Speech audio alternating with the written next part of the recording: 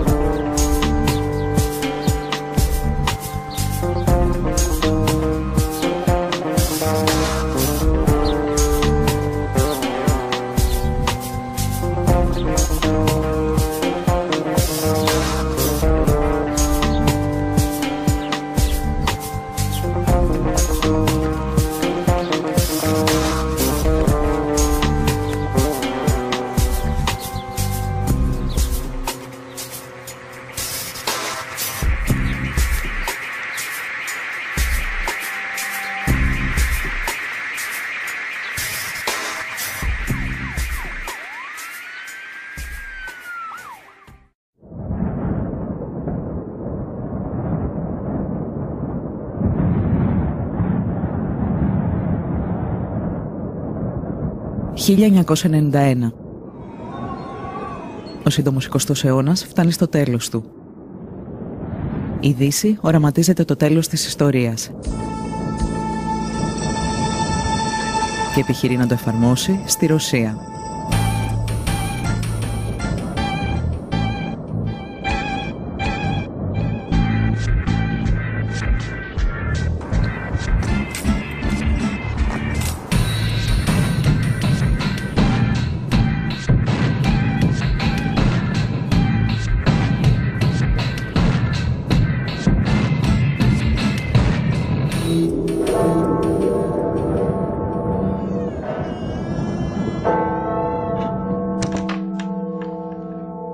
In the Soviet Union, there was a sort of a pincer between the International Monetary Fund and the World Bank. And at that point, I think Larry Summers was head of the World Bank.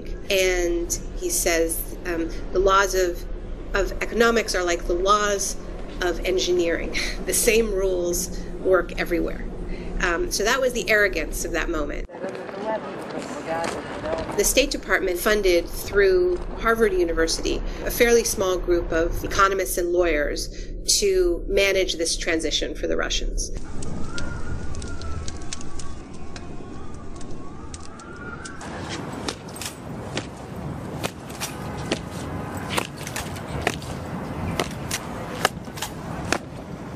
Η μετάβαση περιλαμβάνει το μεγαλύτερο πείραμα ιδιωτικοποιήσεων στην ιστορία της ανθρωπότητας. Ένα πείραμα που θα οδηγήσει μια χώρα στην απόλυτη καταστροφή. For $1-2 million you could buy enterprise where only steel constructions were so costly that it can be, I don't know, hundreds of millions of dollars or maybe billions of dollars.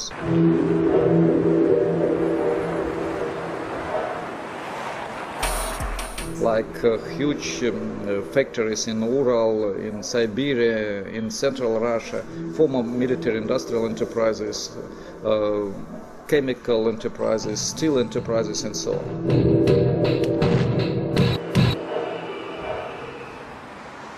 In the center of Moscow, the hotel Centralny, which means central, a 19th century beautiful building, they were going to sell it for an equivalent in Russian rubles of $1,000. So we came there, in the foyer, in the lobby, there was a huge chandelier of the 19th century. And we asked the specialist how much would he pay for it if it is offered. He looked at, well, $1,200. Just now, I can pay it now. It was utterly catastrophic in Russia. It was utterly catastrophic. Millions of people were thrown into extreme poverty. People were hungry and were surviving on their gardens. Life expectancy for Russians dropped by a decade in this period. Explosion of AIDS, of child prostitution. I mean, it was a decimation of a nation.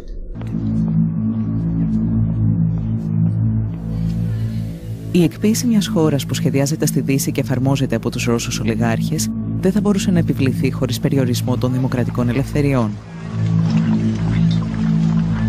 Brutal privatization was one of the reasons why opposition started to fight and why Yeltsin and the oligarchs, newly appeared bourgeoisie and bureaucrats started to fight against parliament.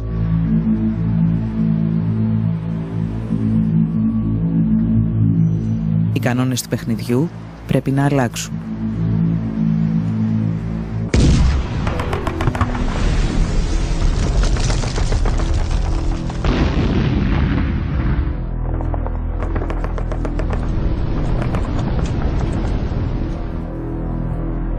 Το 1993, ύστερα από ένα μίνι πραξικόπημα εναντίον του Κοινοβουλίου, ο Γέλτσιν αισθάνεται έτοιμος να ανοίξει ολοκληρωτικά τον ασκό των ιδιωτικοποιήσεων.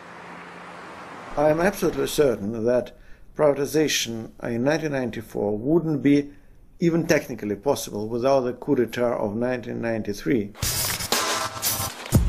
Η διαδικασία αυτή ονομάστηκε καταστρόικα.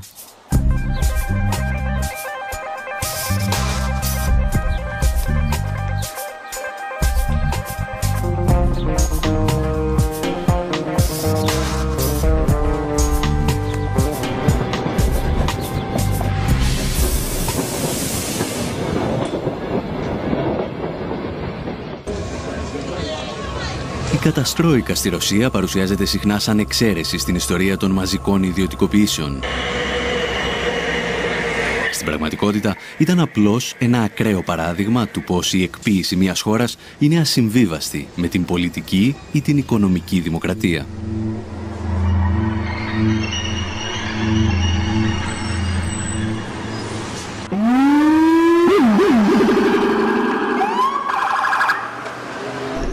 Core neoliberal policies of privatization and deregulation, cuts to social spending, often accompanied by increases in military spending. These policies were first imposed under dictatorship. The first laboratories of neoliberalism had nothing whatsoever to do with democracy.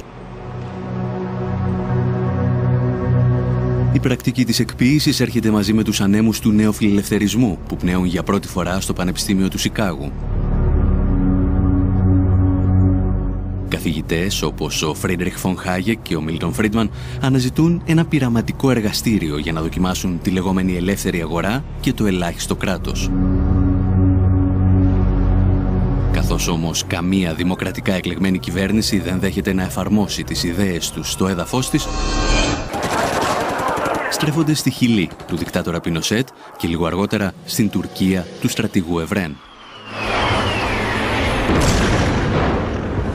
There's actually a really interesting exchange between Friedrich von Hayek and Margaret Thatcher that I quote in the Shock Doctrine, where Friedrich von Hayek said, "I have just come back from Chile. It's wonderful what Pinochet has done," and he's describing this fantastic experiment in neoliberalism, and says, "I think you should do this too." And Hayek was a mentor of Margaret Thatcher's, and she wrote him back quite a stern reply, and she said, "These types of policies are incompatible with a constitutional democracy." Η Μάργαρετ Θάτσερ θα βρει τελικά έναν τρόπο για να φέρει τη νεοφιλελεύθερη συνταγή των ιδιωτικοποιήσεων στη Δυτική Ευρώπη. Για να το πετύχει όμως θα χρειαστεί 2 πολέμους και την περιστολή των δημοκρατικών ελευθεριών.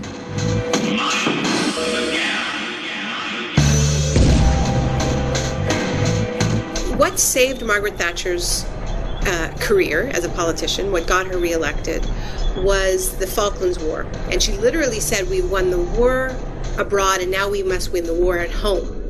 And the war at home was a war against trade unions, and she was explicitly referring to the coal miners. And in an extraordinarily violent way, the Thatcher government just beat down that union. It was some of the most violent attacks on trade union in the Western world.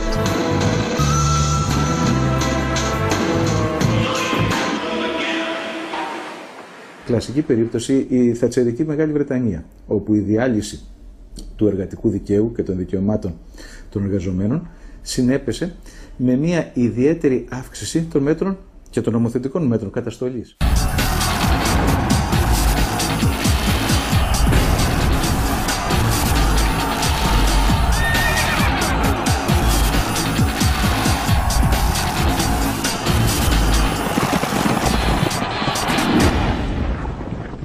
Το πιο χαρακτηριστικό είναι ότι τώρα προβλέπεται στο δίκαιο της Μεγάλης Βρετανίας ότι μια πικετοφορία η οποία θα έχει πάνω από 4 πρόσωπα έξω από ένα χώρο εργασίας θα απογορευτεί ως δυνάμει τρομοκρατική για το φρόνημα των εργαζομένων μέσα στην επιχείρηση.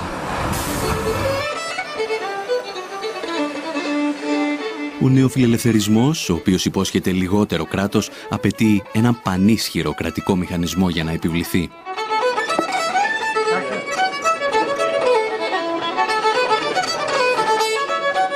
We should never forget that neoliberalism is an ideology. I don't mean this as just dismissing it. By ideology, I mean it's never or very rarely really followed in actual politics.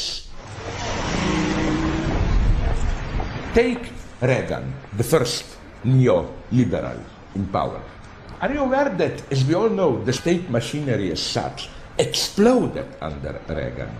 It is clear that neoliberalism can function only through an extremely strong regulative role of the state.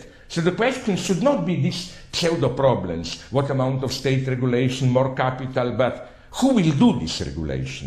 A private enterprise system does not mean a free enterprise system. It just means someone's controlling it that you haven't elected. So the idea is with Vulture's Picnic.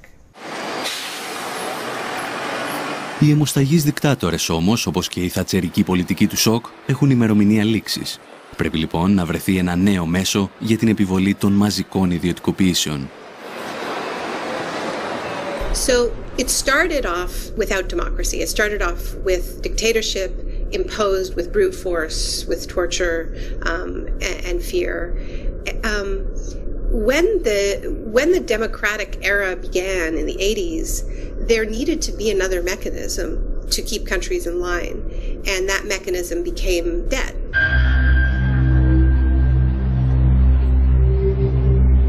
Φορείς όπως το Διεθνές Νομισματικό Ταμείο και ο Παγκόσμιος Οργανισμός Εμπορίου πρωτοστάτησαν στην εκποίηση ολόκληρων χωρών. Σύντομα όμως, στο πλευρό τους βρέθηκε και η Ευρωπαϊκή Ένωση. The emergency packages with the IMF have enabled the EU for the first time to actually advocate privatizations.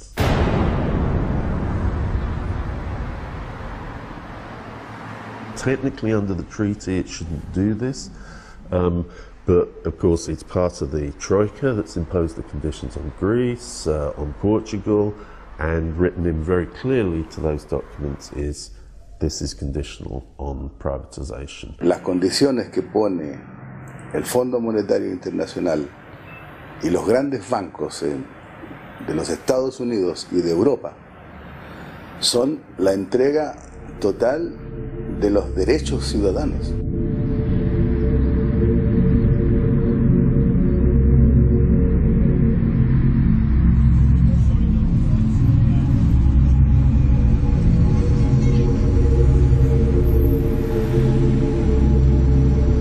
No one privatizes or deregulates unless there's a hammer over their head, like in Greece now, in Spain, in Italy, when basically there's tremendous pressure on the government because there's a desperate financial situation.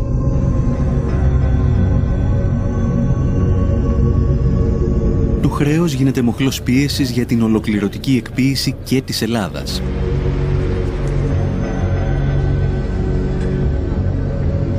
Και Σε αυτή την περίπτωση όμως υπάρχει ένα μικρό εμπόδιο που πρέπει να ξεπεραστεί.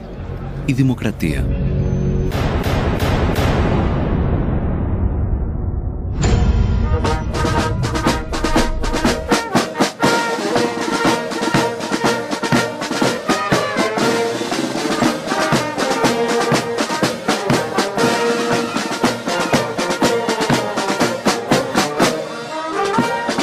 This has been one of those moments when really the mask completely comes off, and the fact that this market system is at war with democracy. The project has been about saying to people, you know, you can vote, but it's going to be a popularity contest.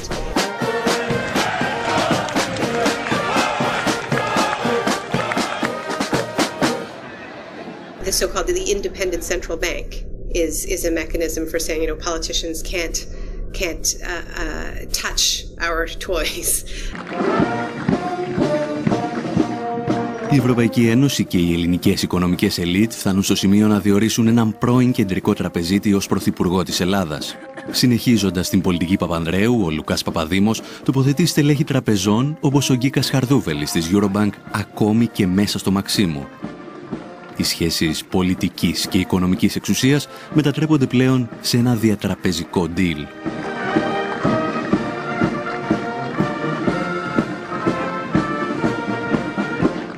Direct cancelling of democracy. The idea is you play with democracy, but when things get serious, experts should take over. We don't have time to play these games, and so on and so on. Greece is portrayed as sort of a nation of children that needs to, you know, have all of these the keys to the car taken away. Y es terriblemente grave lo que ocurre en Grecia, ¿no? Aquí nació la democracia. Y el sistema financiero internacional pretende que aquí muera la democracia.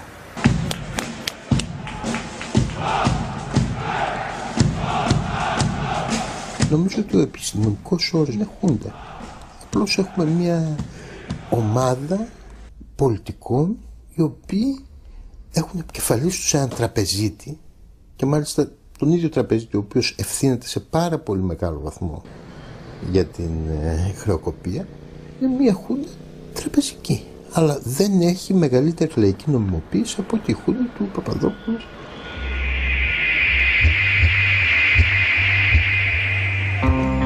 Η κυβέρνηση Παπαδήμου είναι απλώς ένα στάδιο για τον οικονομικό έλεγχο της Ελλάδας. Η Ευρωπαϊκή Ένωση θα στείλει πολλούς ακόμη τοποτηρητές.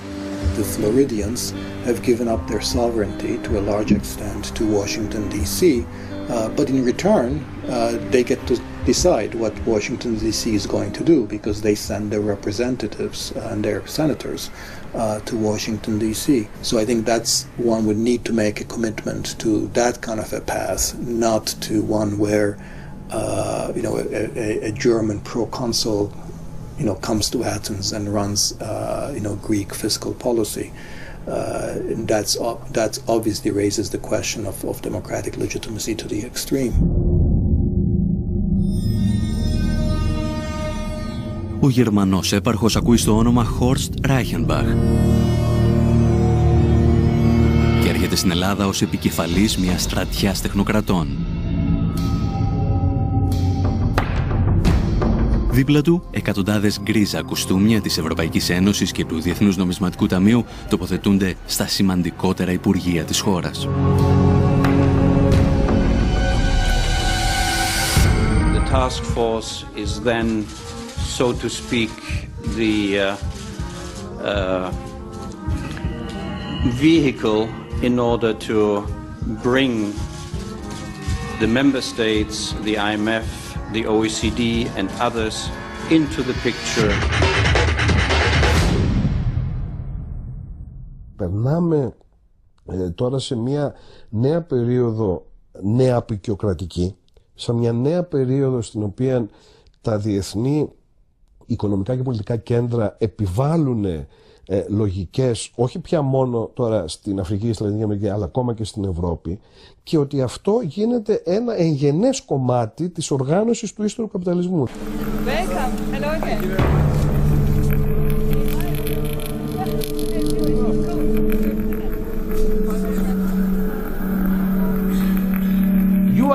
a trial case like in laboratory rabbits for all of Europe, a new authoritarian forum which, even if it remains in a superficial sense democratic, as we have seen in Greece, Italy, and it will follow, I can guarantee you, elsewhere, is being tested.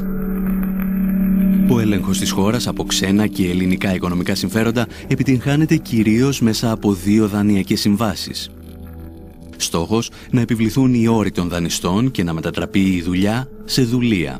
Οι εργασιακές σχέσεις επιστρέφουν στο 19ο αιώνα. Για να περάσουν όμως αυτές οι ρυθμίσεις απαιτείται ένα ακόμη πραξικόπημα. Αυτή τη φορά κοινοβουλευτικό. Η πρώτη δανειακή σύμβαση δεν ήρθε ποτέ για κύρωση στη Βουλή. Κατατέθηκε και ποτέ δεν κυρώθηκε. Πράγμα που είναι ευθέως αντισταγματικό. Η δεύτερη ήρθε 3 φορές στη Βουλή ως σχέδιο. Προφανώς γιατί οι δανειστές μας ζητούσαν μικρές αλλαγές και ήθελαν να έχουν την προέγκριση βάσει του σχεδίου αυτού. Επομένως φαίνεται καθαρά σε αυτή την περίπτωση η πρόθεση των πολιτικών ηγετών μας να μην εφαρμόζουν το Σύνταγμα, αλλά τις πολιτικές εντολές που παίρνουν απ' έξω. Όσοι τολμούν όμως να μιλήσουν για κοινοβουλευτικό πραξικόπημα, όπως και όσοι αμφισβητούν την πολιτική της κυβέρνησης και της Τρόικας, βαφτίζονται λαϊκιστές. Πραξικόπημα. Το έχουμε ξαναζήσει στην Αργεντινή. Θράσος! Ήβρι! Το να μιλάτε για πραξικόπημα επειδή η κυβέρνηση ευρυτά της πλειοψηφίας εισηγείται το χαρακτηρισμό ενός νομοσχεδίου ως κατεπήγοντος κατ' εφαρμογή του συντάγματος. Θα ζητήσετε συγγνώμη για αυτή την ύβρητη θεσμική. Είστε ο εκπρόσωπος της Ελλάδας της δραχμής, της Ελλάδας της φτώχειας, της Ελλάδας της ταπείνωσης. Εσείς προσωπικά και άλλοι όμοιοι με εσάς. Η ιδεολογική τρομοκρατία κλιμακώνεται. Τα κυρίαρχα μέσα ενημέρωσης εκβιάζουν τους πολίτες ότι αν δεν δεχθούν τις δανειακές συμβάσεις, τα ράφια των σούπερ μάρκετ θα αδειάσουν και η χώρα θα επιστρέψει στην εποχή των σπηλαίων. Θα έρθει το χάος. Η Ελλάδα θα κατρακυλήσει στον τρίτο κόσμο. Δελτίο στα τρόφιμα, δελτίο στο πετρέλαιο. Μιλάμε για μια μεταπολεμική Ελλάδα. Έχοντας καταλύσει τη δημοκρατία, οι κυβερνήσεις ετοιμάζονται για την εκποίηση της δημόσιας περιουσίας και ξεκινούν με μια δοκιμασμένη συνταγή. Μετατρέπουν τους δημόσιους υπαλλήλους και το δημόσιο τομέα σε αποδιοπομπαίο τράγο της κρίσης.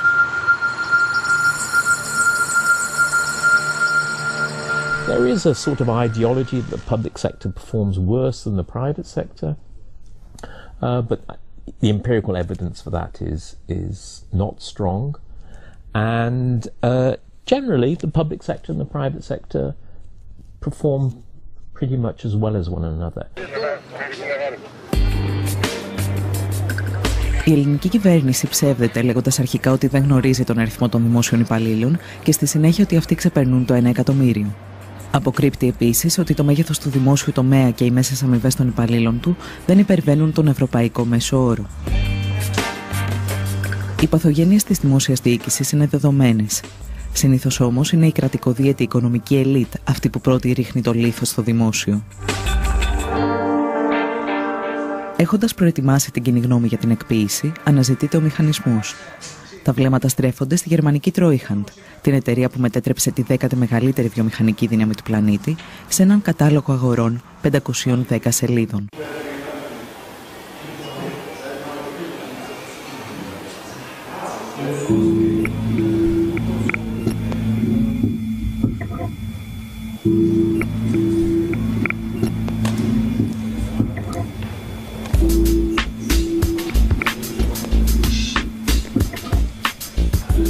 Eurosal, η αίθουσα του ευρώ. Σε ένα δωμάτιο 280 τετραγωνικών μέτρων χτυπάει η καρδιά του Γερμανικού Υπουργείου Οικονομικών. Για ορισμένους, η καρδιά ολόκληρης της Ευρωζώνης.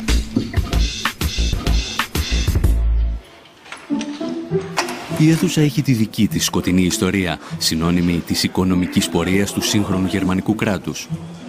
Οι επιτελείς της Luftwaffe χάρασαν σε αυτό το δωμάτιο τη στρατηγική τους για τους βομβαρδισμούς ευρωπαϊκών πόλεων.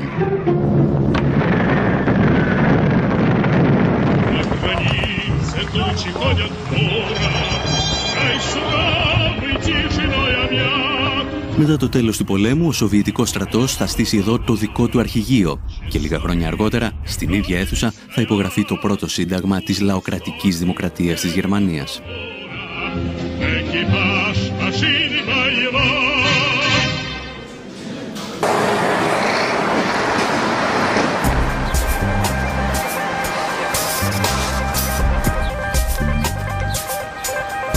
Το αρχιτεκτονικό μεγαθύριο που κατασκεύασε ο Γκέρινγκ ως το μεγαλύτερο κτηριακό συγκρότημα στην Ευρώπη στεγάζει τώρα τη μεγαλύτερη βιομηχανική επιχείρηση εκείνης της εποχής.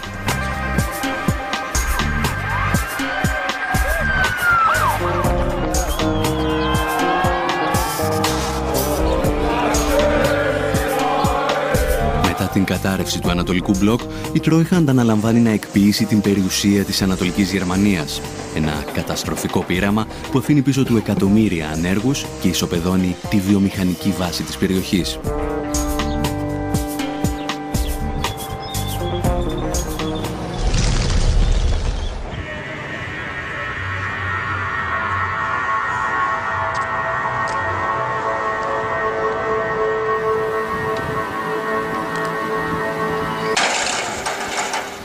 Historisch gesehen ist es natürlich eine fatale Geschichte, weil die Treuhand selbst, also die Idee einer Treuhandgesellschaft, quasi von den Bewegungen innerhalb der DDR ausging.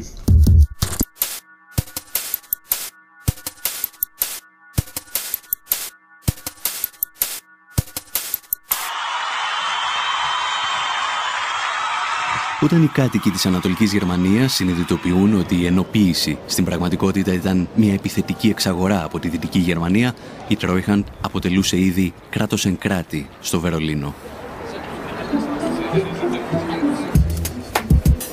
Για να λειτουργήσει το γραφειοκρατικό τερατούργημα, χρησιμοποιείται εξοπλισμός και δίκτυα επικοινωνίας των ενόπλων δυνάμεων της πρώην Ανατολικής Γερμανίας.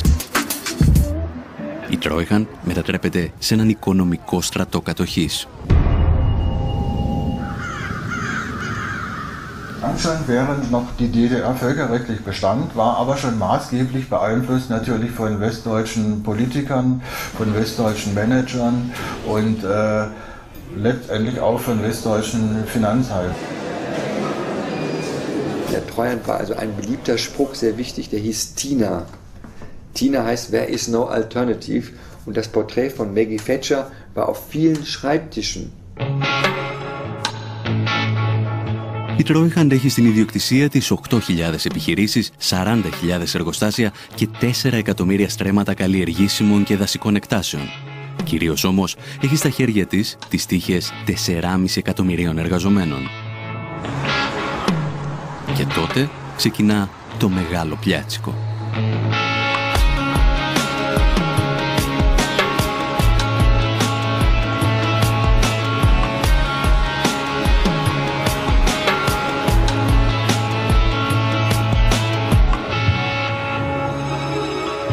Jeden Tag, ob Samstag oder Sonntag, 10 bis 15 Betriebe privatisieren. Das war natürlich das eigentliche Dilemma und hat auch dann zu Chaos und Schiebereien und Betrügereien geführt. Sind Leute aufgetreten, die überhaupt nicht über das Volumen und den finanziellen Background verfügten, um so ein Unternehmen zu kaufen. Die hatten das Geld schlichtweg gar nicht, sondern sind eingestiegen, haben dann aus dem Unternehmen das Geld rausgezogen, haben damit die Rechnung bezahlt und das Unternehmen nur ausgeplündert und abgewickelt. Und da gibt es zig Beispiele, also sehr, sehr viele. Das hat dazu geführt, dass viele von diesen Firmen dann nachher insolvent waren und von den 4,5 Millionen Arbeitnehmern der DDR-Betriebe blieben nachher nur noch 1,5 Millionen Arbeitsplätze übrig.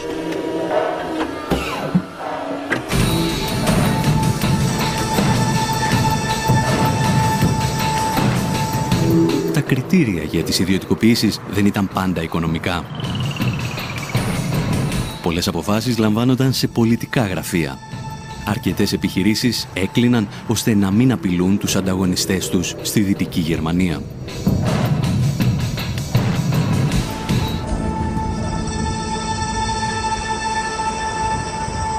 Treuhandbetriebe waren ja nicht wertlos. Wird immer von marode gesprochen, da waren sicher Betriebe dabei, die nicht funktioniert haben und auch marode waren. Aber es waren auch andere Betriebe dabei, die durchaus mithalten konnten mit westlichen Betrieben, die auch exportiert haben in westliche Länder und die Produkte wurden auch im Westen verkauft. Es gab erhebliche Vorwürfe, dass Parteien Gelder bekommen haben, um bestimmte Privatisierungen zu fördern.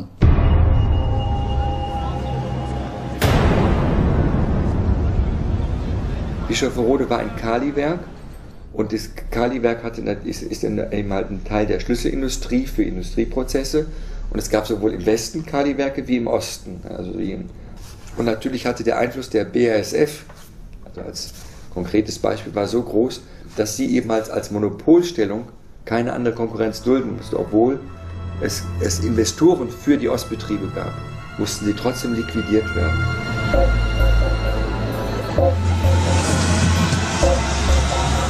Ο απολογισμός από τη δράση της Τρόιχαν είναι τρομακτικός. Το ακαθάριστο εθνικό προϊόν στις περιοχές της Ανατολικής Γερμανίας συρρικνώνεται κατά 30%. Η ανεργία από το 0 φτάνει στο 20%. Το σημαντικότερο όμως ήταν ότι αφού ξεπούλησε μια ολόκληρη χώρα, η Τρόιχαν κατάφερε να παρουσιάσει ζημιές δισεκατομμυρίων.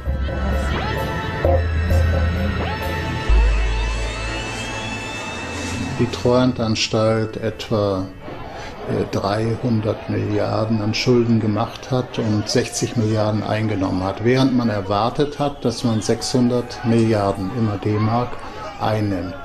Also es sind erhebliche Schulden übrig geblieben, die auch bis heute noch getilgt werden in dem sogenannten Erblastentilgungsfonds und der läuft außerhalb des Bundeshaushalts.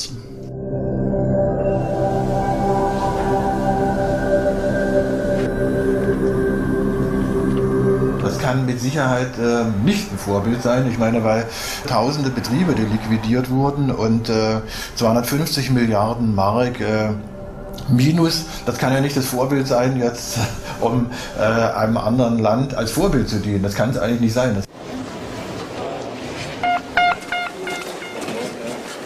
Ladies and gentlemen, good afternoon. Παρ' όλα αυτά, ο πρόεδρος του Eurogroup, Jean-Claude Juncker, παρουσίαζε την Τρόιχαν σαν πρότυπο για την Ελλάδα.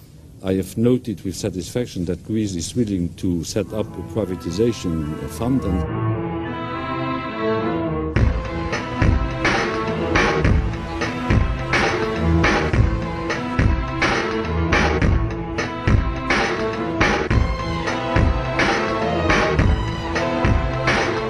Ένα μήνα αργότερα ιδρύεται το Ταμείο Αξιοποίησης Ιδιωτικής Περιουσίας του Δημοσίου.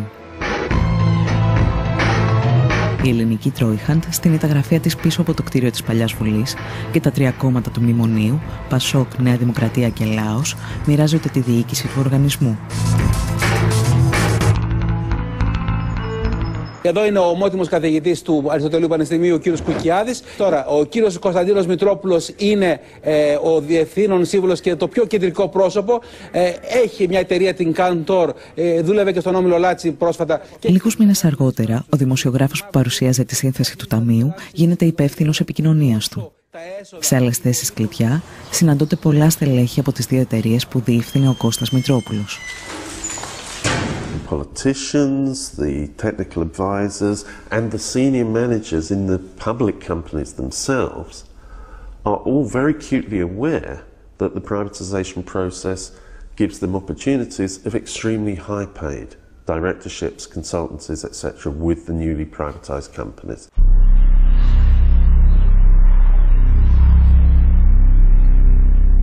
Τη θέση του τοποτηρητή στο Ταμείο καταλαμβάνουν ο Ερβέ Λερουά από την Πρεσβεία της Γαλλίας και ο Μάρτεν Βέρβεϊ από το Υπουργείο Οικονομικών της Ολλανδίας. Η Τρόικα όμως ορίζει και 3 από τα 7 μέλη του Συμβουλίου Εμπειρογνωμόνων του οργανισμού. Οι όροι που θέτει η Τρόικα στην Ελλάδα για τη λειτουργία του Ταμείου θυμίζουν κατεχόμενη χώρα. Το κόστος της ιδιωτικοποίησης πέφτει στους Έλληνες φορολογούμενους, ενώ τα έσοδα, που αρχικά εκτιμώνταν σε 50 δισεκατομμύρια ευρώ, θα πήγαιναν στους πιστωτές. The 50 billion, if these proceeds are collected by the government, they will be used for debt reduction. Το Ταμείο λειτουργεί σε συνθήκες απόλυτης μυστικότητας, παρέχοντας υπερεξουσίες στα μέλη του. Αυτά αναλαμβάνουν την πώληση ή την παραχώρηση κτηρίων, εκτάσεων, υποδομών και πακέτων μετοχών. Το Ταμείο μπορεί να εκμεταλλευτεί ακόμα και τον υγιαλό ή τα αρχαία μνημεία. Μοναδική προϋπόθεση να μείνουν στη θέση τους.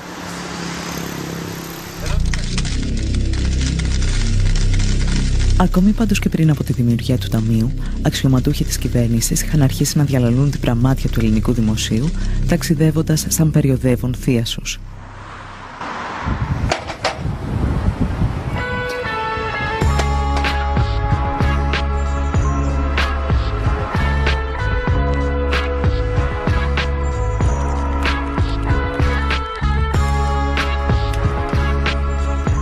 I turn up in central London at Claridge's Hotel, one of the swankiest hotels in one of the swankiest postcodes in all of Britain.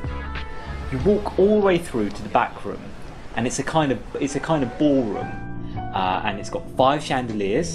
It's got more mirrored surfaces than I could possibly count. And you turn up in this room, and it's basically a group of Greek businessmen and Greek officials talking about how they're going to sell off Greek assets. Big key assets belong to the Greek state, belong to Greek taxpayers, would just be flogged off. No more fooling around. Not in this place. And we pull up our pants and we make some money. A pile of money. And at one point, they played the music from Zorba the Greek. And in this country, you can't now think of the music from Zorba the Greek without thinking of plates being smashed on the ground. Let's go! Up!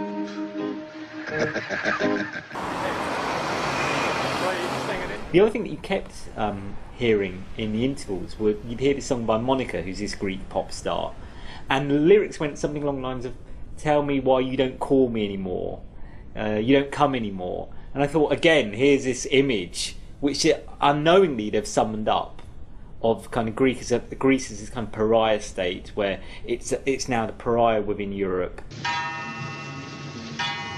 Η Ελλάδα της εποχής του Ζορμπά είναι η Ελλάδα της υποτέλειας σε ξένες πολυεθνικές που ελέγχουν τις υποδομές της χώρας. Μια υπερχρεωμένη χώρα με ένα διεφθαρμένο πολιτικό σύστημα.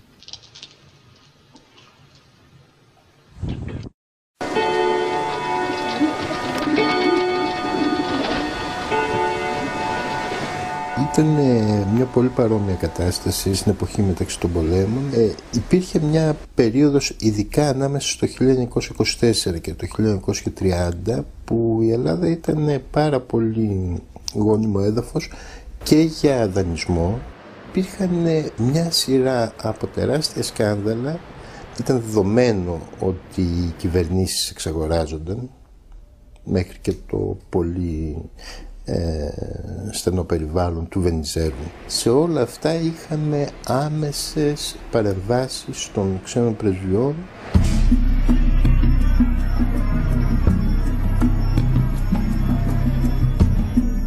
Η σύμβαση με την εταιρεία Power ήταν χαρακτηριστικό τέτοιο παράδειγμα, η σύμβαση με την Ούλεν ήταν χαρακτηριστικό τέτοιο παράδειγμα. Ήταν απικιακές αυτές οι συμβάσεις και αποδείχθηκαν πάρα πολύ επωφελείς για όσους επένδυσαν. Σχεδόν έναν αιώνα αργότερα, η Τρόικα, σε συνεργασία με τις ελληνικές κυβερνήσεις, απαιτεί την επιστροφή των υποδομών της χώρας σε χέρια ιδιωτών. Αυτό που δεν λένε στους πολίτες είναι ότι τα πειράματα της ιδιωτικοποίησης και της απορρίθμισης που προωθούν έχουν αποτύχει ακόμα και στις ισχυρότερες οικονομίες του πλανήτη. Και οι μεγαλύτερες αποτυχίες αφορούν πάντα υποδομές, όπως οι σιδηρόδρομοι, το δίκτυο ίδρευσης και ηλεκτρικής ενέργειας.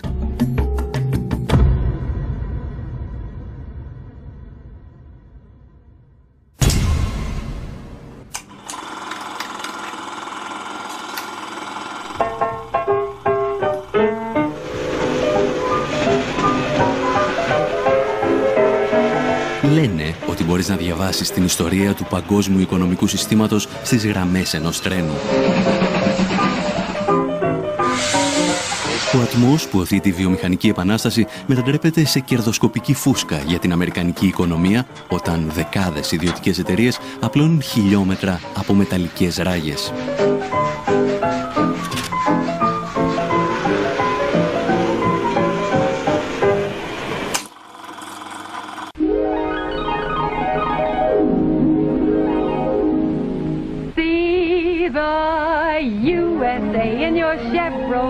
Οι σιδηρόδρομοι συμβολίζουν αρχικά τον κεντρικό ρόλο του κράτους στην οικονομία και τις υποδομές.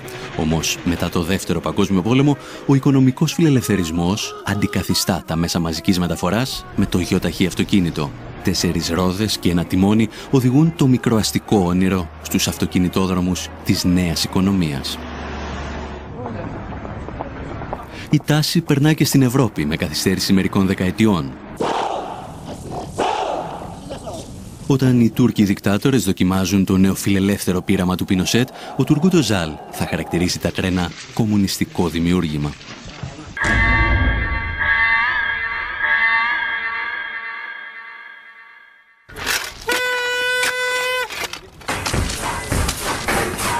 Παρ' όλα αυτά, οι σιδηρόδρομοι στην Ευρώπη παρέμειναν εν πολλοίς στον έλεγχο του δημόσιου τομέα. Μέχρι τη στιγμή που η γυραιά Αλβιώνα αποφάσισε να πραγματοποιήσει ένα καταστροφικό πείραμα. Σαν κινηματογραφική ταινία χωρίς happy end.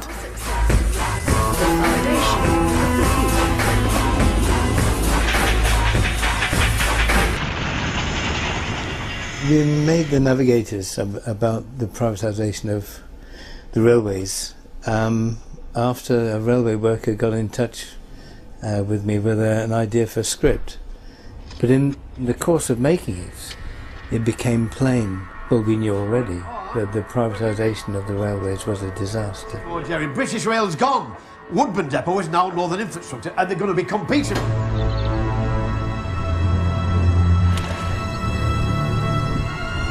Ακόμη και η Μάργαρετ Θάτσερ αναγνώριζε ότι τα τρένα δεν λειτουργούν αποτελεσματικά έξω από το δημόσιο τομέα.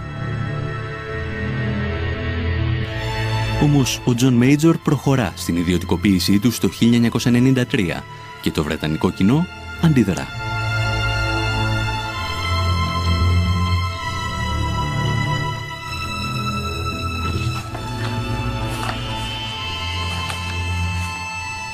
They thought they belonged to them, and they were a public service, not something to be run by companies who put on cheap logos and really seemed to be just in it to make money.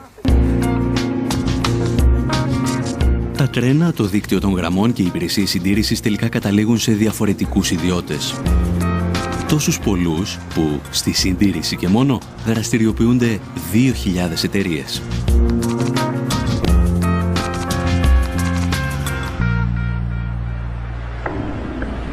What that meant was first of all, there was a divergence of interests between two parts of the system that should actually really belong together. The stupidity of it came through the subcontracting. That is when a private company, say, gets the job to maintain a section of track. Well, the first company may have quite strict rules about safety. By the time you've subcontracted 2 or 3 stages, who's to know who is safe? Deaths have got to be kept to an acceptable level. No, hang on, shut up. What's an acceptable level? 2 a year. Yeah, but nobody's been killed for the past 18 months. Any volunteers?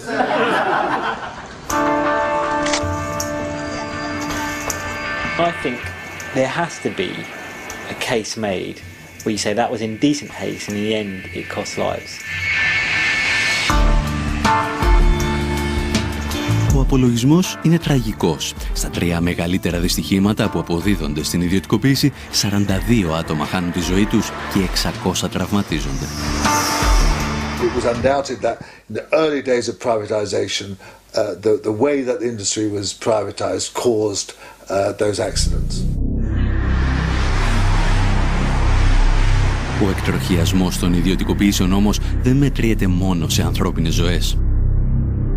Privatisation was supposed to free up the railways, but has actually made it very difficult to make decisions, say, on opening new routes or closing down routes or changing schedules. But it's left a system which is very complicated, very difficult to administer.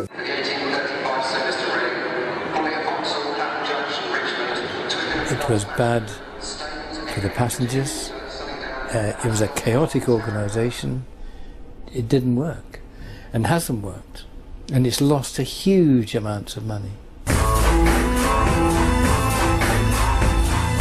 Μέσα σε 3 χρόνια το δημόσιο πληρώνει σε επιδοτήσεις στις ιδιωτικές εταιρείες ό,τι κέρδισε από το ξεπούλημα των τρένων. Και το κόστος για τους φορολογούμενους δεν σταματά εκεί.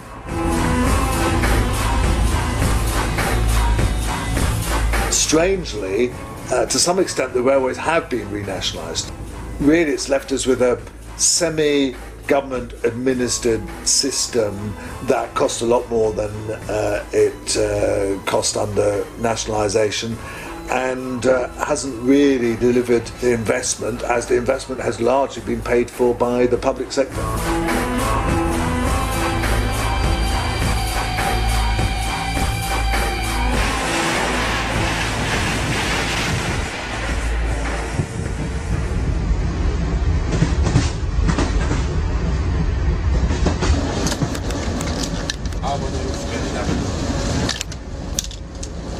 Η Ελλάδα δεν διδάσκεται τίποτα από τη Μεγάλη Βρετανία. Οι κυβερνήσεις του Μνημονίου θέτουν σε εφαρμογή το σχέδιο ιδιωτικοποίησης των σιδηροδρόμων. Πάντα με τη βοήθεια των κυρίαρχων μέσων ενημέρωσης. Πάει πολύ αργά, είναι καθυστερημένο στις ώρες του, είναι βρώμικο συχνά, έτσι. Είναι χαρακτηριστικό ότι οι αιτήσεις ζημίες του ομίλου ΟΣΕ και της Τρενοσέ φτάνουν το 1,2 δισεκατομμύρια ευρώ. Τα ελληνικά τρένα παρουσιάζονται ως ο πλέον ζημιογόνος δημόσιος οργανισμός στην Ευρώπη. Ποιος ευθύνεται όμως για αυτό το χρέος?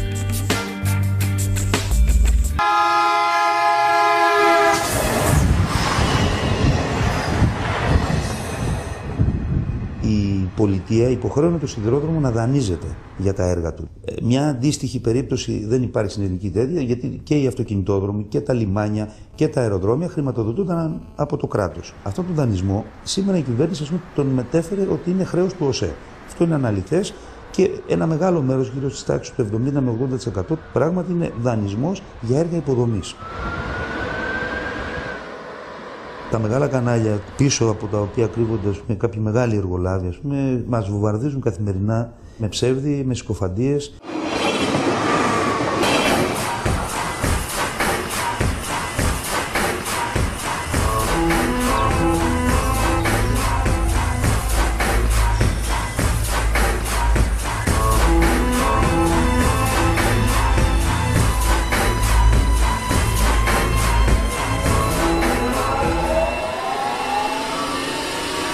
Η κριτική εστιάζεται στους μισθούς των εργαζόμενων και στο κόστος λειτουργίας. Έτσι, υποβαθμίζονται κολοσιαία σκάνδαλα στα οποία μπλέκονται πολιτικοί, ελληνικές αλλά και ξένες εταιρείες.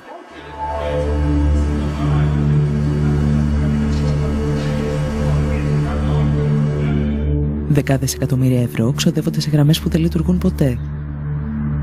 Σειρμοί νοικιάζονται σε τιμές με τις οποίες θα μπορούσαν να αγοραστούν. Το δημόσιο φτάνει να παραγγέλνει από τη Siemens ηλεκτράμαξες χωρίς να έχει ηλεκτρικό δίκτυο για να τις χρησιμοποιήσει. Παράλληλα πληρώνει μεγαλοεργολάβους για έργα που δεν παραδίδονται ποτέ. Υπάρχει και μια σκοπιμότητα, δηλαδή αποαξιώνουμε τον δημόσιο πλούτο μας με σκοπό, αφού τον απαξιώσουμε, να τον δυσφημίσουμε, έτσι ώστε πολύ πιο εύκολα να πείσουμε την ελληνική κοινή γνώμη ότι ίσως ένας ιδιώτης θα είναι πολύ καλύτερη λύση, ας πούμε, για τον ελληνικό σιδηρόδρομο.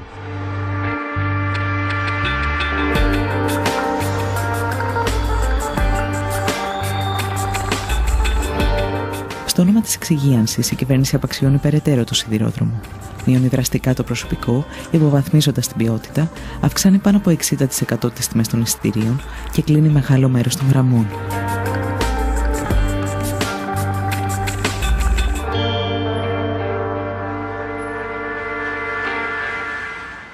ιδιαίτερα στο κομμάτι της γραμμής, ας πούμε, Άργους Τρίπολης Καλαμάτας, επενδύθηκαν κάποια εκατομμύρια ευρώ. Και σήμερα δεν υπάρχει τρένο εκεί. Μετρώντας μόνο κέρδη ή ζημιές, οι υποστηρικτές της ιδιωτικοποίησης ξεχνούν ότι ο σιδηρόδρομος είναι πάνω απ' όλα ένα αγαθό για την εξυπηρέτηση του πολίτη. Ένα αγαθό για το οποίο έχουν πληρώσει γενιές Ελλήνων φορολογούμενων. Κάποτε στην Ελλάδα, ας πούμε, κρατικοποιούσαν τα χρέη των ιδιωτών. Σήμερα στην Ελλάδα προσπαθούν να ιδιωτικοποιήσουν τα κέρδη που θα μπορούσε να έχει ο πολίτης μέσα από κρατικές υπηρεσίες. Τι επένδυσε ο ιδιώτης ώστε να πάρει αυτό το τομέα σε τιμή πολύ χαμηλή, ας πούμε, από την αξία του ίδιου του έργου.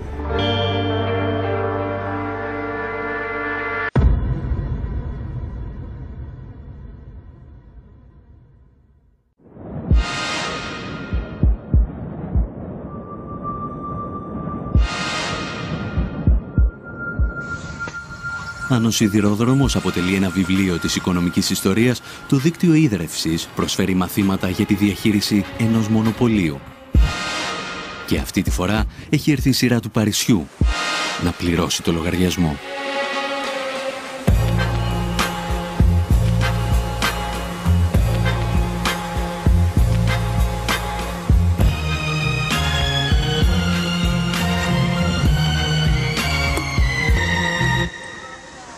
Water is the outstanding example of a monopoly. No water company in the world operates on a competitive basis. There's only ever one network. It's not worth ever investing in two competing networks.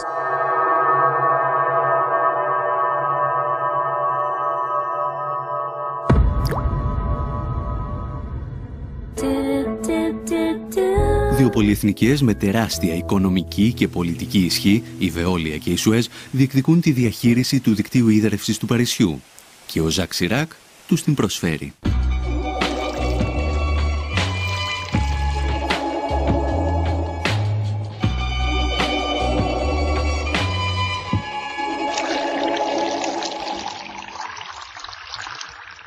En 1985, il y a eu une décision politique prise par Jacques Chirac, qui était alors maire de Paris, de diviser Paris en deux, selon les deux rives, et en divisant Paris en deux selon les deux rives, de confier à chaque grand groupe privé et à sa filiale une rive de Paris pour la distribution de l'eau et la facturation. Il n'y avait pas d'arguments techniques avancés. Il n'y avait pas d'argument, on va dire, même financier. Il y avait, je pense, une position idéologique qui était de dire le privé est plus efficace. Ο λογαριασμός έρχεται φουσκωμένος στους πολίτες. Οι τιμές αυξάνονται συνεχώς επί 15 χρόνια. Le bilan au niveau du prix de l'eau, c'est une facture qui a quand même été multipliée par 260%, donc fois 2,5. Donc c'est vrai qu'on a eu une augmentation croissante du prix de l'eau, avec parfois, comment dirais-je, pas d'explication technique ou économique qui justifiait l'augmentation.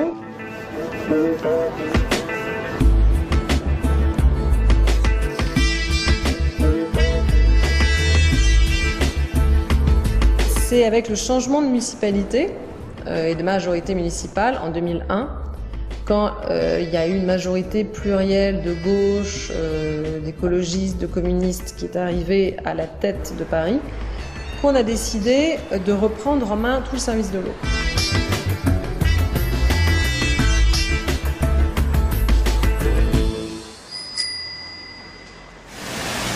Σε αντίθεση με τους ιδιώτες, η νέα δημοτική εταιρεία ίδρευσης, η οποία συστήνεται το 2010, μειώνει τα τιμολόγια κατά 8% και επενδύει όλα τα έσοδά της στην ανανέωση του δικτύου.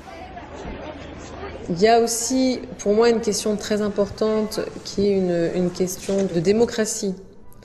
C'est-à-dire qu'une gestion publique permet, si elle est bien faite, d'avoir une plus grande évaluation politique par la collectivité parisienne.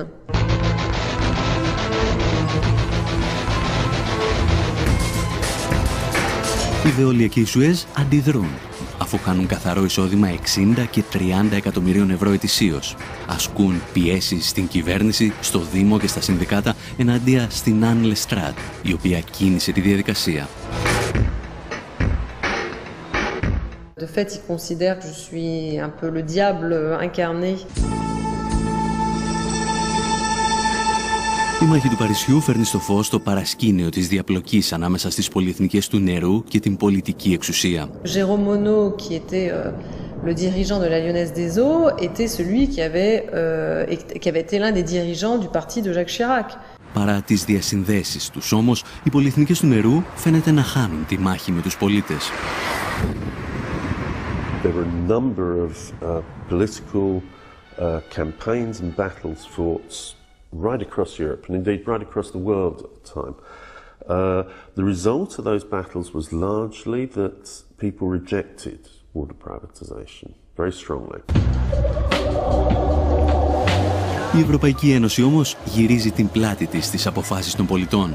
Γραμμή στις Βρυξέλλες χαράσουν οι πολυεθνικές και επόμενος στόχος τους είναι η Ιταλία.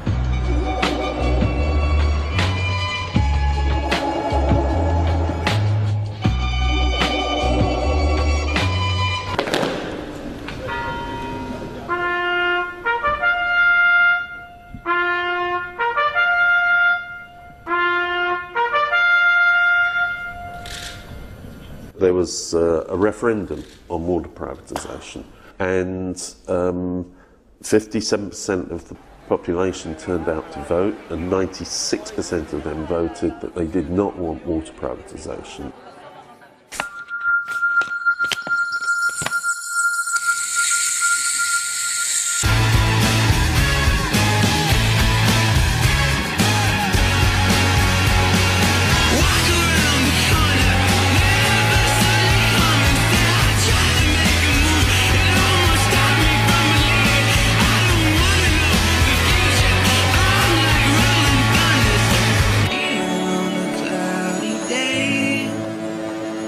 Even Berlusconi said, I can't privatise the water. There's been a referendum that says we're not allowed to. Berlusconi has now been replaced by government headed by bankers, as similar processes happened in Greece.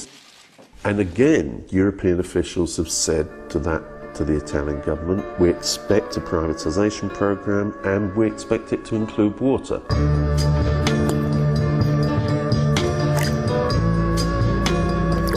Με μυστική επιστολή τους προς τον νέο Ιταλό Πρωθυπουργό, ο Ζαν-Κλοντ Τρισέ και ο Μάριο Ντράγκι από την Ευρωπαϊκή Κεντρική Τράπεζα απαιτούν αυτό που απέρριψε ο Ιταλικός λαός.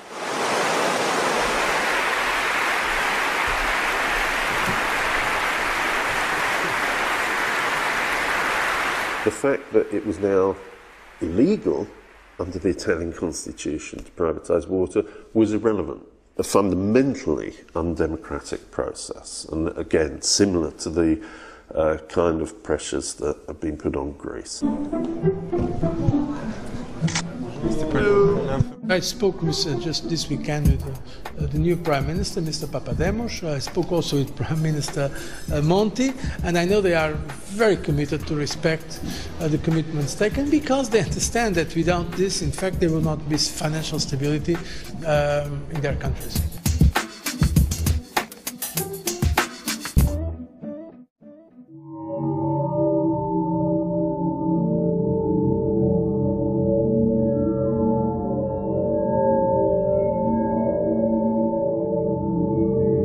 Γνωρίζουμε παγκοσμίως ότι εκεί που δρά βοηθητικά το Διεθνές Νομισματικό Ταμείο, τα νερά ιδιωτικοποιούνται.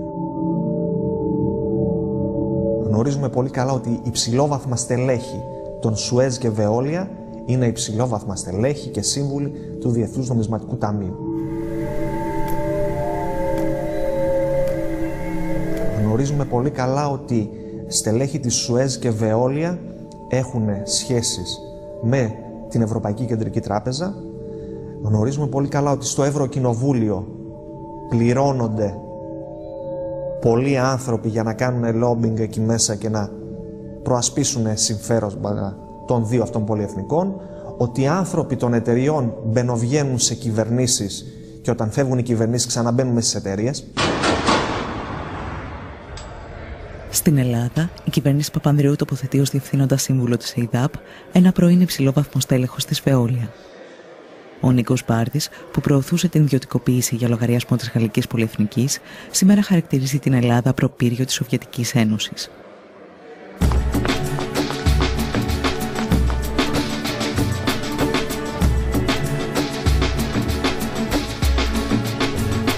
Τα σχέδια ιδιωτικοποίησης όμως δεν ξεκινούν την εποχή του μνημονίου.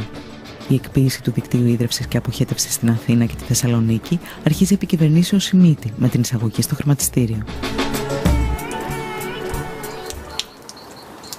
Μέσα σε μια δεκαετία τα τιμολόγια έχουν αυξηθεί πάνω από 200%. Οι υπηρεσίες αντίστοιχα όμως δεν έχουν βελτιωθεί κατά 200%. Οι υπηρεσίες έχουν χειροτερεύσει πάρα πολύ. Το 2008 η Νέα Δημοκρατία ξαναφέρνει στο προσκήνιο το θέμα της ιδιωτικοποίησης και 3 κοινοπραξίες λαμβάνουν θέσεις μάχης. Ήταν ο όμιλος της Σουέζ με μια κοινοπραξία με την Ελάκτορ. Ήταν ο όμιλος της Veolia, της δεύτερης μεγάλης πολυεθνικής, με τον όμιλο της Μαρφίν. Και μια ισπανική αυτή τη φορά, η Aqualia, μαζί με τη Γεκτέρνα. Στελέχη της Σουέζ τότε ερχόντουσαν στα κτίρια. Το τι συζητιόνταν πίσω από κλειστές πόρτες δεν το γνωρίζουμε. Αυτό όμως που γνωρίζουμε πάρα πολύ καλά είναι ότι οι εταιρείες αυτές και κυρίως η Σουέζ έχουν κατηγορηθεί στο εξωτερικό για χρηματισμό δημοσίων υπαλλήλων, κρατικών υπαλλήλων και πολιτικού προσωπικού χωρών της πολιτισμένης Δύσης. Δεν μπορώ να φανταστώ ότι εάν συνέβη κάτι τέτοιο εκεί, αποκλείεται να έχει συμβεί και στη χώρα μας.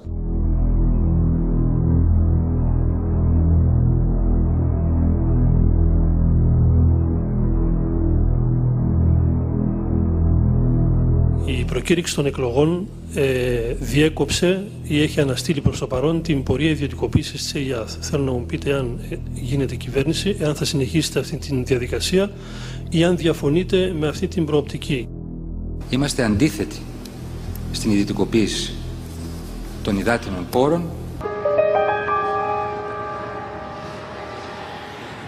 Πρόκειται για ένα ακόμα προεκλογικό ψέμα της σοσιαλιστικής παράταξης. Μετά τις εκλογές, η κυβέρνηση συνεχίζει τα σχέδια ιδιωτικοποίησης 2 κερδοφόρων επιχειρήσεων, της ΕΙΔΑΠ και της ΕΙΑΘ. Το κύριο επιχείρημα του κράτους, αλλά και των εταιριών που λιμένονται τον υδάτινο πλούτο του πλανήτη σε όλα τα μήκη και τα πλάτη, ότι δεν πρόκειται να αγοράσουμε τα ποτάμια σας, δεν πρόκειται να αγοράσουμε τις πηγές σας, δεν πρόκειται να πάρουμε τα δίκτυα και να φύγουμε. Αυτά είναι εδώ. Όπως και η Ακρόπολη είναι εδώ και θα την αγοράσουν και θα φύγουν. Εμείς θα πάρουμε μόνο τη συντήρηση, τη διανομή, τη διαχείριση και την τιμολογική πολιτική. Αυτό που παραλείπουν από οι θειασότες της ιδιωτικοποίησης είναι ότι το κόστος αντικατάστασης του δικτύου παραμένει στους πολίτες. Συνεπώς, οι εταιρείες δεν έχουν κανένα κίνητρο για να στηρούν αυτό το δίκτυο.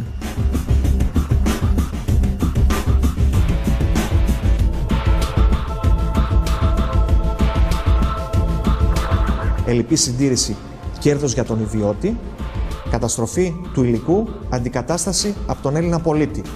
Τα κέρδη στον ιδιώτη, η ζημία στον Έλληνα πολίτη φορολογούμενο.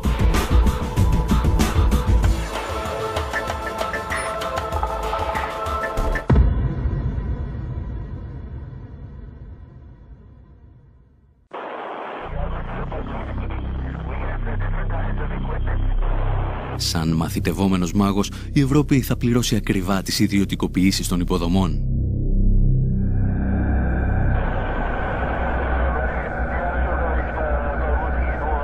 Οι δυνάμεις της αγοράς όμως θα δείξουν το αληθινό τους πρόσωπο ακόμη και στη γενέτειρα του νεοφιλελευθερισμού, τις Ηνωμένες Πολιτείες.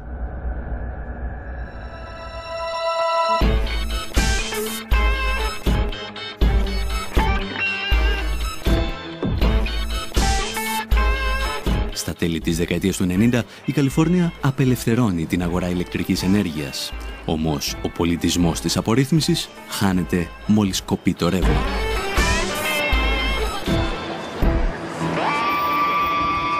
The fantasy that you can have a market in electricity or gas, that's just not possible. It is a natural monopoly.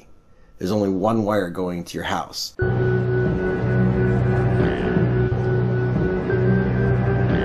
That's my word.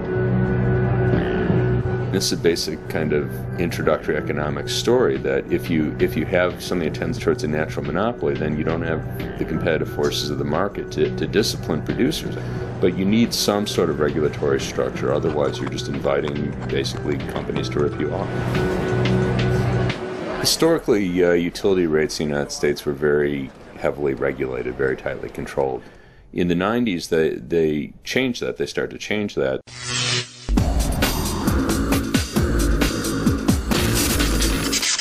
We were going to deregulate the construction, operation, and ownership of the generation plants while leaving the transmission system and the distribution system in the hands of the utilities. Οι εταιρείες παραγωγής ενέργειας μπορούν πλέον να αυξήσουν ανεξέλεγκτα την τιμή χονδρικής. Για να το πετύχουν, αναπτύσσουν σύνθετες στρατηγικές εξαπάτησης με κωδικές ονομασίες. In the case of Enron, they did things like they even had names for them. They're traders: Death Star, Get Shorty, Ricochet, Cramming, False Scheduling. One was named Fat Boy after the first nuclear bomb that was dropped. Οι εταιρείες φτάνουν στο σημείο να διακόπτουν την παραγωγή ηλεκτρισμού προκειμένου να παρουσιάζονται ελλείψεις και να αυξάνεται η τιμή της κιλοβατόρας. Well, thanks, Jim. This is Rich. Hey, Rich. This is Bill up at Enron. This is going to be a word-of-mouth kind of thing. Okay. We want you guys to get a little creative. Okay. And come up with a reason to go down. Okay, so we're just coming down for some maintenance. We have people from Enron on tape laughing about how they were pulling power offline and how they were sending grandma's rates through the roof. So the rumor's true? They're fucking taking all the money back from you guys? All the money you guys stole from those poor grandmothers in California? Yeah, Grandma Millie, man. Yeah, now she wants her fucking money back for all the power you charged jammed right up her ass for fucking $250 a megawatt hour.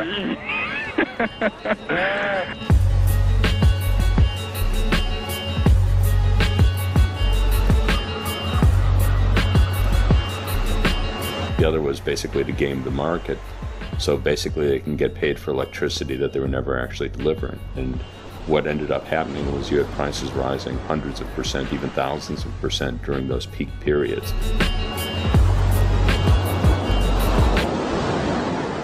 Enron corrupted our system deeply, but it wasn't just Enron. And the idea that just Enron was one bad apple is wrong. All 6 of the big power companies were involved in conspiracies. Enron could not act alone.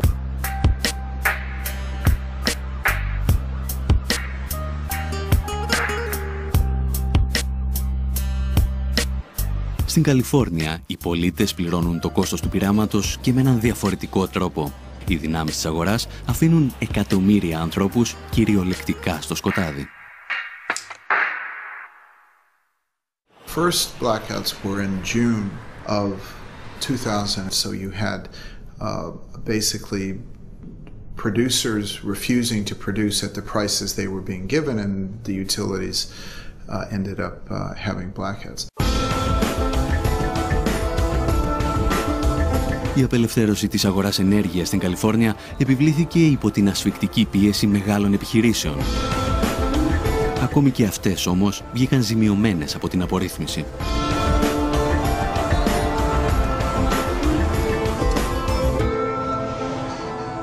The irony, of course, is that major utility users, big businesses who use vast amounts of energy, were major advocates for the deregulation. When the energy crisis hit, they were among the most significant of victims, given the amount of energy that they consumed. Καθώς οι τιμές λιανικής δεν μπορούσαν να ακολουθήσουν το ξέφρενο κερδοσκοπικό παιχνίδι στις τιμές χονδρικής, το σύστημα άρχισε να καταρρέει. The more energy they provided, the more money they lost, and faster and faster and faster. And so in very short order, one of our two investor-owned utilities here in California declared bankruptcy, and the other one was awfully close. The end story was re-regulation. If you leave that to the market, then you could run into a situation at those peaks where the price literally becomes ridiculous, which is what happened in California.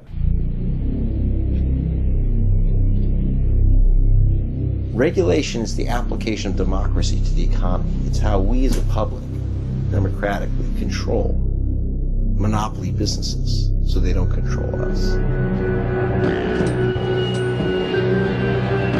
That's my word. Struggle in the past. That's my word.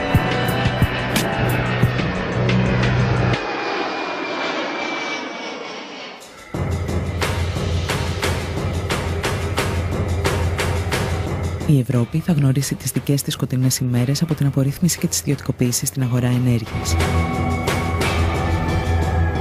Η απορρίθμιση ξεκινά με τη συνθήκη του Μάστριχτ, όταν η Ευρωπαϊκή Ένωση υπόσχεται βελτίωση των υπηρεσιών και μείωση των τιμών.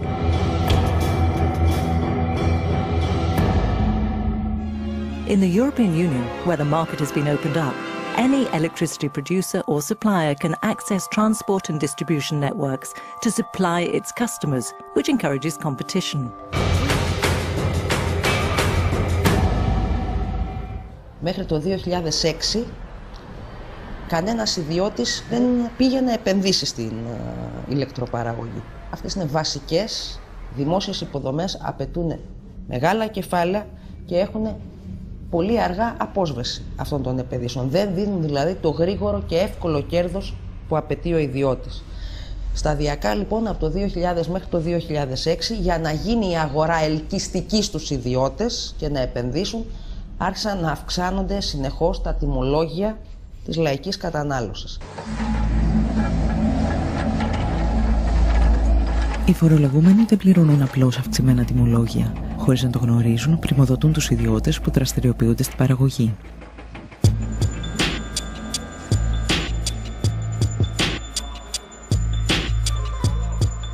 Ο Μυτιληνός έχει την αλουμίνα της Ελλάδος και ο Λάτσης στα ελληνικά πετρέλαια, τα δηληστήρια. Αυτοί χρειαζόταν ρεύμα και κάναν μονάδες παραγωγής ρεύματος για τις δικές τους επιχειρήσεις. Όμως επειδή είδαν ότι συμφέρει καλύτερα να μην κάνουν αυτό, να μην παίρνουν το δικό τους ρεύμα, δίνουν αυτό το ρεύμα στη ΔΕΗ με 100 ευρώ τη μεγαβατόρα στη χοντρική, ενώ η ίδια η ΔΕΗ πουλάει ρεύμα και στους άλλους βιομήχανους αλλά και σε αυτούς με 43. Τα φωτοβολταϊκά πληρώνει η ΔΕΗ 51 λεπτά την κιλοβατόρα, ενώ η ίδια πουλάει 11. Με τις συνεχείς αυξήσεις των τιμολογίων όμως, οι ιδιώτες καταλαβαίνουν ότι μπορούν να κερδοφορήσουν και από την εμπορία της ηλεκτρικής ενέργειας.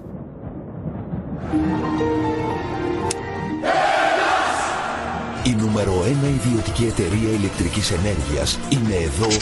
Ο Δόκτωρ Λάμπρος ο ρευματολόγος και η κυρία Φωτεινή άλλαξαν ρεύμα χωρίς καμία αλλαγή στο μετρητή τους. Κάποια στιγμή λοιπόν εμφανίστηκαν και οι ιδιώτες πάροχοι. Τι σημαίνει λοιπόν πάροχος? Σημαίνει απλά μεσίτης. Γι' αυτό και ονομάζονταν και αεριτζίδες, γιατί δεν είχαν τίποτα. Για να μιλάμε με νούμερα, με 60.000 δηλαδή μετοχικό κεφάλαιο, μιλάμε για αστείο ποσό, μπορούσε κάποιος να πάρει άδεια ως πάροχος ηλεκτρικής ενέργειας.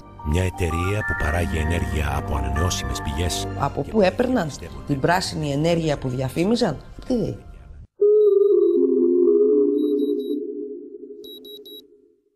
Αρχικά, οι ιδιώτες έπρεπε να εγγυούνται ότι διαθέτουν το ρεύμα που υπόσχονται να πουλήσουν. Η Ευρωπαϊκή Ένωση όμως τους απάλλαξε και από αυτή την υποχρέωση. Δεν χρειαζόταν δηλαδή να έχει ο άλλος εγγύηση ότι έχει αυτό που σκοπεύει να πουλήσει. Υπό αυτό το καθεστώς, η Ελληνική Ρυθμιστική Αρχή Ενέργειας θα ανοίξει τις πόρτες σε εταιρείες από τις οποίες σύντομα θα προκύψουν οι Ένερων της Ελλάδας. Υπάρχουν 63 άδειες σε τέτοιους παρόχους. Η μεγαλύτερη ήταν η Ενέργεια και η Ελλάς Power. Οι δύο εταιρείες δεν αποδίδουν στο δημόσιο σειρά από δαπάνες που αυτό πραγματοποιεί για την παραγωγή και διανομή του ρεύματος. κάποια στιγμή έπαψαν να αποδίδουν οποιαδήποτε χρήματα, δηλαδή ακόμα και αυτά που απαιτούνταν για την ενέργεια που είχαν συμβολαιοποιήσει να αγοράσουν. Σέπραξαν και το γνωστό χαράτσι για το ρεύμα και βγήκαν όλα αυτά τα ωραία χρήματα στην Ελβετία.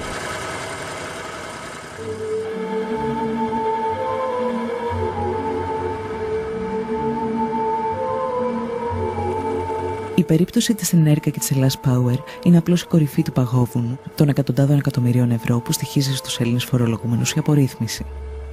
Στα 12 χρόνια της έναρξης της απελευθέρωσης της αγοράς ηλεκτρικής ενέργειας, ούτε η γραφειοκρατία μειώθηκε, ούτε οι υπηρεσίες έγιναν καλύτερες προς τους καταναλωτές, ούτε το μείγμα καυσίμου βελτιώθηκε, αντίθετα η εξάρτηση της χώρας βάθινε ενεργειακά και τα τιμολόγια έχουν αυξηθεί σε τάξη άνω του 80%.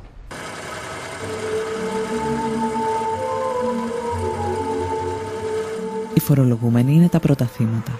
Το κόστος όμως μετριέται και στις πλάτες των εργαζομένων.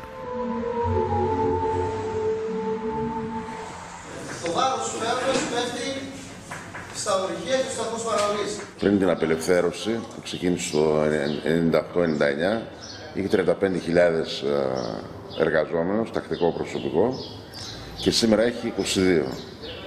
Δηλαδή μια πολύ μεγάλη μείωση του προσωπικού, που αυτό αντικαταστάθηκε από εργολάβους, εργαζόμενους σε εργολάβους, εργαζόμενους σε δουλεμπόριο και πολλούς έκτακτους.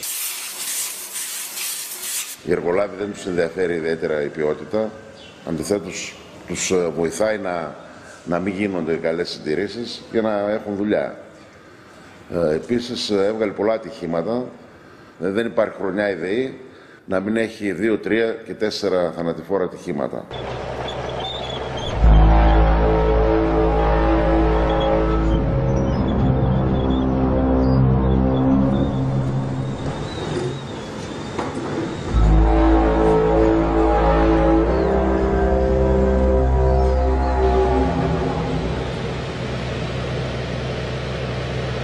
Αδιαφορώντας για το δημόσιο συμφέρον και τις επιπτώσεις στην κοινωνία, τα κόμματα του Μνημονίου προωθούν τώρα και την ολοκληρωτική εκποίηση της δημόσιας επιχείρησης ηλεκτρισμού.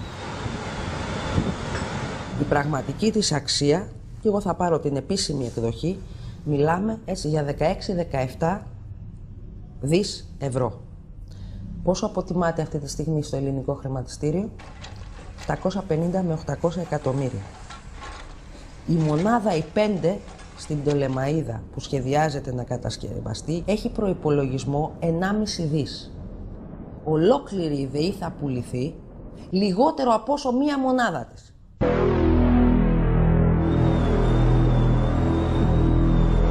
Ο ελληνικός λαός στην ουσία πλήρωσε χρόνια να κάνει δίκτυα μέχρι να πάει μέχρι το τελευταίο χωριό, τα οποία θα μπορούν να τα εκμεταλλεύονται πλέον οι ιδιώτες, κυρίως είναι οι ιδιώτες κρατικοδίαιτε, και βγάζουν από αυτά παρά να προσφέρουν κάτι. Η ΔΕΗ δεν χτίστηκε από κανέναν ιδιώτη, χτίστηκε 60 ολόκληρα χρόνια από το ειστέρημα του ελληνικού λαού. Η ηλεκτροδότηση σε όλη τη χώρα είναι περιουσία μας. Δεν μπορούμε να τη χαρίσουμε.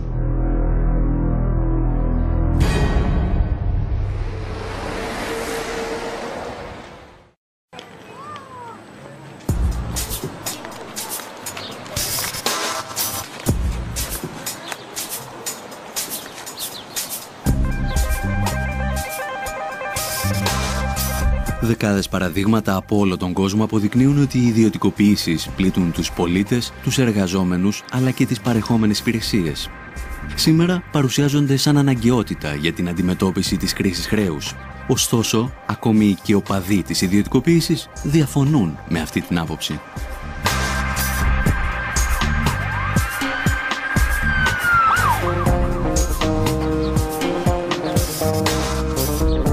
A lot of privatization isn't necessarily the best thing to do in the middle of an economic crisis, because privatization is certainly going to lead to people being laid off. And the worst thing that you can do during a crisis is give people more reason to lay off workers. You will get a bit of money in the short run because of that. So it'll be good for your balance sheet for maybe a year, but then after that you lose income. In real economic terms, will be a drop in the ocean in the short term and an economic loss in the long term. Εν τέλει, η παγκόσμια κρίση χρέους, την οποία δημιούργησε ο ιδιωτικός τομέας, είναι το πρόσχημα για μια γενικευμένη επίθεση στη δημόσια περιουσία. Μια επίθεση που σε ορισμένες περιπτώσεις γίνεται συγκαλυμμένα.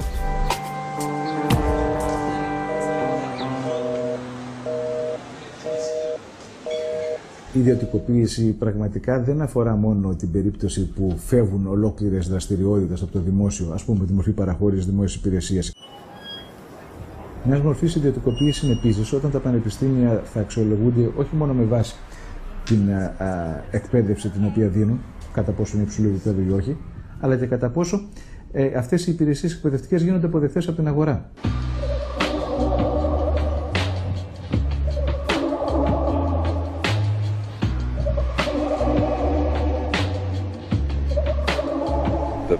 Supposedly public universities are being forced to adapt themselves to the same kind of market imperatives. So what we will find is a process of assimilation in which the public universities become more and more like the private ones, profit-making enterprises that seek essentially to sell education. And that the whole principle of public education is that education isn't a commodity, it's the right of every citizen. Η προσπάθεια ιδιωτικοποίησης συνεχίζεται ακόμη και σε αυτό που ο Μάρξ κάποτε αποκαλούσε γενική διάνοια, τη συσσωρευμένη κοινωνική και τεχνολογική γνώση που παράγει τον πλούτο μιας κοινωνίας. How Bill Gates became the richest man in the world. It was precisely through privatization of commons. In what sense? What Bill Gates offers is something that constitutes the very common space that we use in order to communicate, to exchange notes, not only knowledge, but generally news, whatever, like internet, whatever. In order to be in touch with each other, we have, as it were, to enter the Bill Gates domain.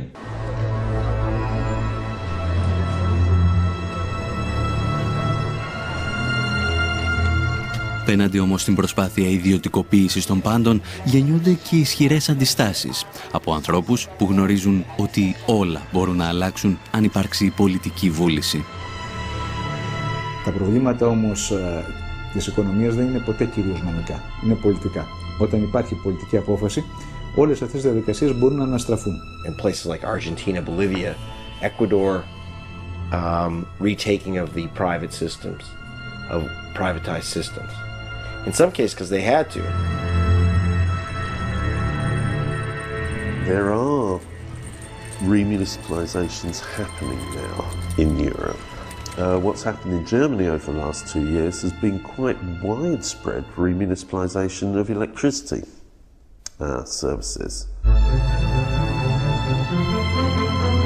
Η απάντηση στις ιδιωτικοποιήσεις όμως δεν μπορεί να είναι η επιστροφή στην κατάσταση που μας έφερε ως εδώ. Στόχος είναι πάντα η δημόσια περιουσία να ελέγχεται από αυτούς που τη δημιούργησαν, τους εργαζόμενους. I think we have to learn lessons from the past and the management structure needs to be more democratic. Authority needs to come from the bottom, not from the top. Πρέπει ο ελληνικός λαός να δώσει μάχη για αυτά, γιατί αν δεν το κάνει δεν πρόκειται να ξανασηκωθεί. I hope the Greek people will fight it and I hope other European trade unions will help them. To students and workers in Greek universities, I say that resist with all your might and main. No, you are not victims. Okay, you can't. You are, but basically you are fighting, my God.